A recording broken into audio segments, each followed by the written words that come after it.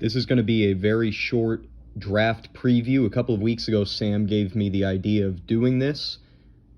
Not going to give any predictions like that as far as, who might make what specific picks. Not going to do that. That would be awful. But instead, I want to look at some trends over the last 3 years of what positions different people have picked in the first 2 rounds. Maybe going over some of the big questions I have, because I think that this draft is probably one of the most interesting that I've maybe ever seen playing fantasy football, because traditionally the first round or so is so running back heavy. This year, I don't know that that's going to be the case. It's not projected to be. We'll see if people go against the rankings, but we should see more wide receivers in the first round. We might see a quarterback in the first 2 rounds, or at the latest early in the third. It's going to be very interesting to see what happens as far as positions. So we'll look at some of those trends during the 12-team era, which is 2020 until now, and then also just talk a little bit about what's going to happen tonight, or what might happen. This will be about a 15-minute thing. Just going to go through the draft order and go through the teams that way. So starting off, we have Sam, of course. He's got the first overall pick. Over the last 3 years, Sam is 17-24. That's his record. He's got 2 playoff appearances, 1 league title, coming back in 2021. Sam has picked 4 running backs in the first 2 rounds of the last 3 drafts. So 4 running backs, 2 receivers for him with those 6 picks. He also has a top 4 pick for the 3rd time since 2020. He had the 12th overall pick last year, the one time he wasn't in the top 4, but Sam in the 12-team era, very accustomed to picking towards the top. He's got the number 1 overall pick tonight, and he's going to get things started. I think it's kind of fair to say that the top 4 of the draft, the players who are going to go, we likely know who they'll be, just not to which teams. And then the draft gets very interesting with Dylan at number 5. Talk about that in a moment. Second overall pick tonight is going to be made by Matt Nordiff. He's been very successful the last few years. He's got the, 6th best record of anybody. 22-19 overall the last 3 seasons, 2 playoff appearances. And Nordiff has historically gone very running back heavy. He's picked 5 running backs with his 6 top 2 round picks in the last 3 drafts. So 5 out of 6 running backs. He's also picked top 4, just like Sam, in 3 of the last 4 drafts, including tonight. It was funny looking back at the draft recaps of the last few years and seeing that it really has not been an even distribution of who's had top versus bottom of the first round picks. It really is the same people picking in the top half of the draft almost every year. It's odd. Obviously, it's a random draw, but certain people have gotten much luckier over the last 4 years as far as getting good draft position. David Larrar, he's got the 3rd overall pick. This is not a position that he's accustomed to picking from. This is his first time in the top 4 of the draft since before 2020. So Larrar, someone who typically has been in the back half, 7 or later this year, he is number 3. Larrar's 18-23 over the last 3 seasons. He's got 1 playoff appearance, which came last year. And he, unlike almost anybody else, has been very wide receiver heavy.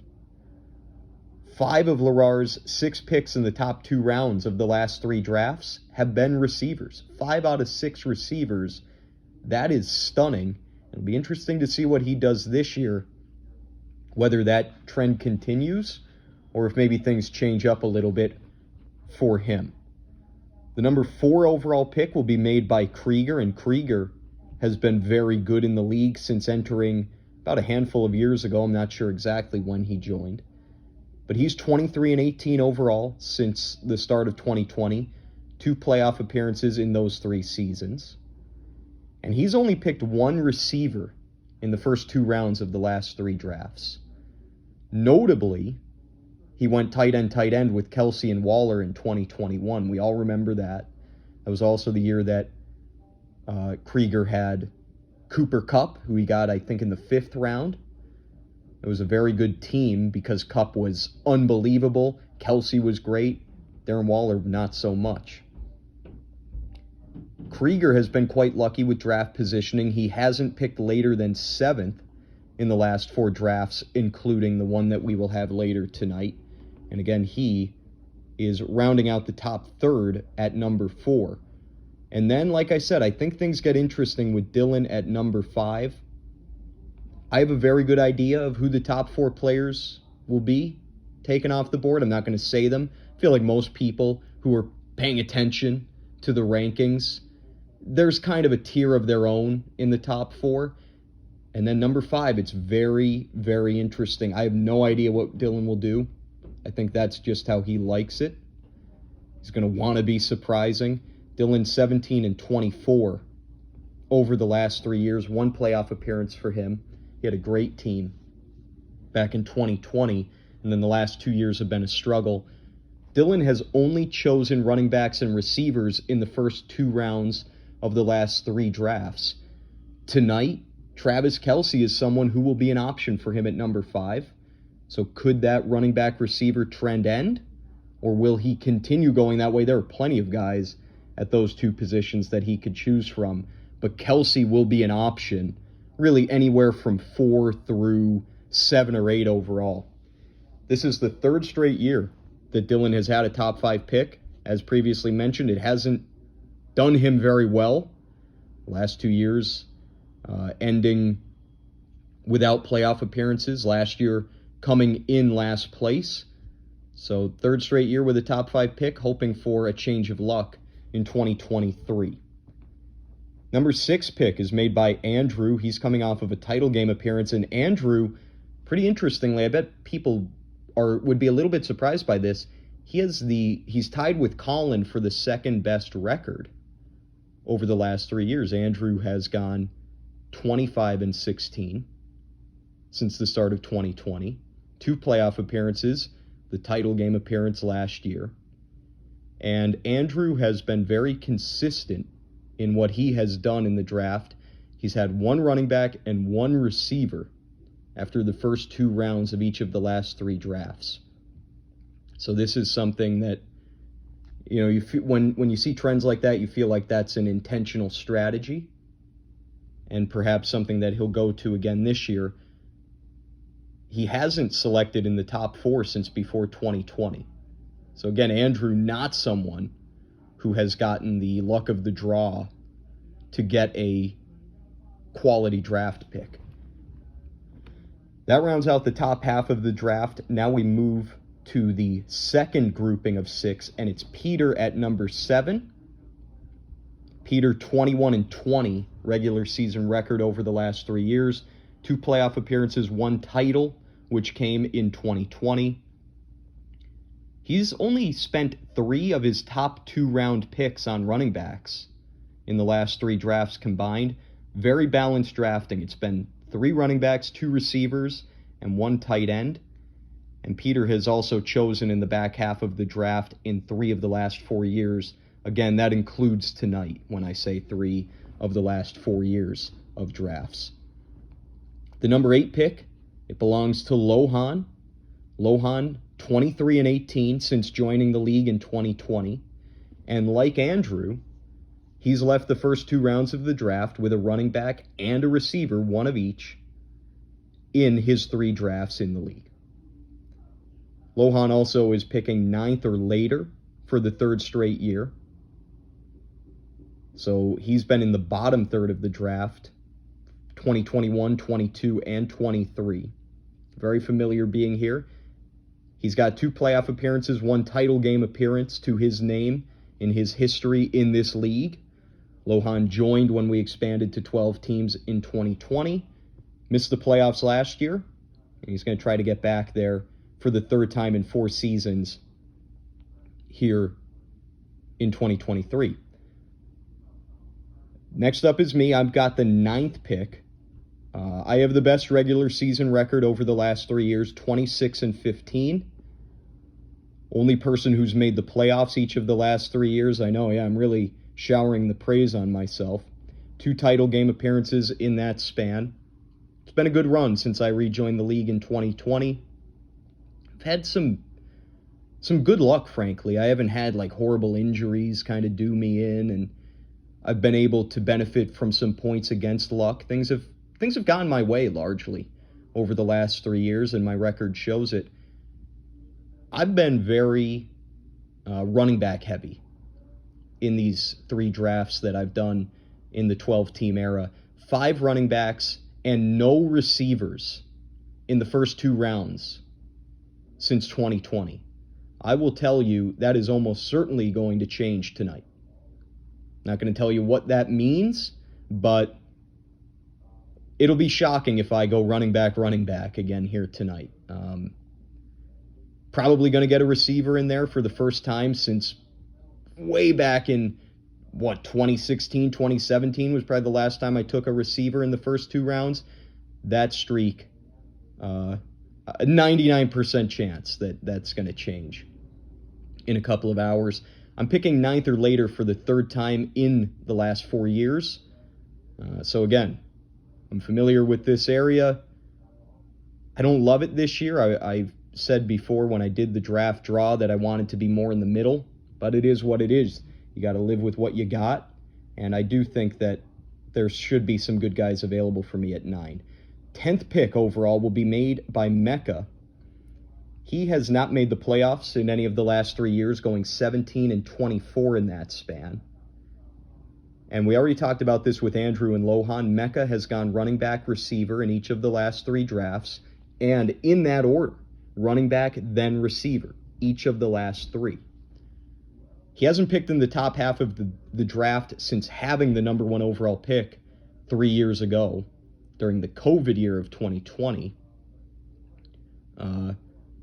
Mecca picking 10th tonight. We'll see if he is in a position where running back receiver could make sense for the 4th consecutive season. Maybe we will get that, and the trend will continue. 2 more teams to get to. We've got Horvath, who by far has the worst record over the last 3 years. Horvath, 12-29 over the last 3 seasons. No playoff appearances for him in the 12-team era. Like me, he's picked 5 running backs with his 6 picks in those first 2 rounds of the last 3 drafts. And he's also got a pick in the bottom 4 of the draft for the 3rd time since 2020. So Horvath always seems to be stuck down here at the bottom. He's going to have to try to do something with it because I feel like, it's important for him to have a good year this year. Struggling each of the last 3 seasons. We know what Horvath's capable of. 2-time league winner.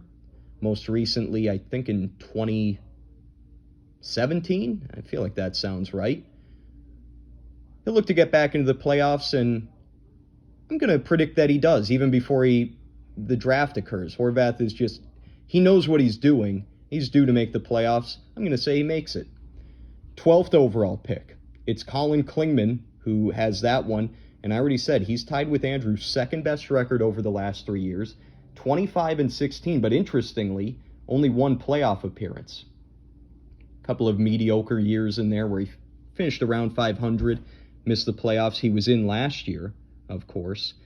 And Colin went with an interesting start in the 2022 draft, going wide receiver tight end with Kupp and Kelsey.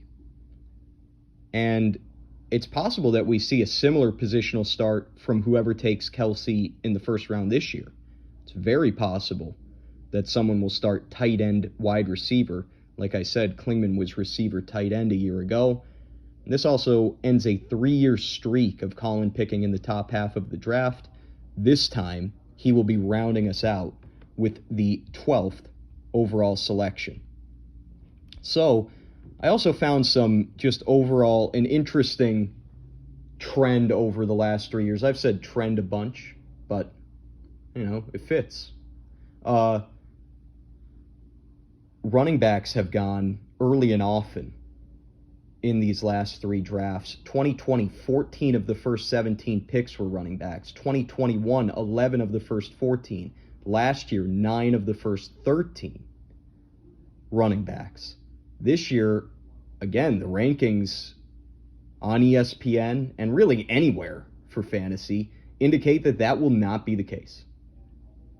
It's likely that there will be a much more balanced running back versus wide receiver first round and into the second round as well. So I'm not expecting to see anything like what we've had during this 12-team era of the league. And that's why I'm looking forward to this and seeing what people do. A couple of other really big questions for me heading into this draft. Number one is, where does Travis Kelce go? He was picked 6th overall by Krieger a couple years back. That's about where he's projected to go this year. He could go higher than that. He certainly could go 4th, 5th. Does he go 6th? Does he fall a little bit? Because it is very scary to take a tight end that high. There is a ton of risk involved with doing that, but you also are gaining yourself, in theory, such a massive positional advantage. That's one of the biggest questions, is who is going to take Kelce? Because he will go first round somewhere. Also, does a quarterback go in the first 2 rounds? That's something we haven't seen over the last 3 drafts. I don't remember the last time a quarterback went in the first 2 rounds of this league. Does it happen tonight? It very well could. Guys like Mahomes, Hurts, and Allen are all projected to go in the early 3rd round on ESPN. Could any of them jump up into the 2nd? It's possible. And it would make things, it would just add such an intriguing layer to this whole thing. And finally, will there be anybody who goes running back? We usually see several teams each year start running back. I've done it 2 of the last 3 years. A couple of other teams have as well. Does anybody do it tonight? I think it's quite possible that nobody will. And so, these are the big things. These first 2 rounds, so much is undecided and unknown.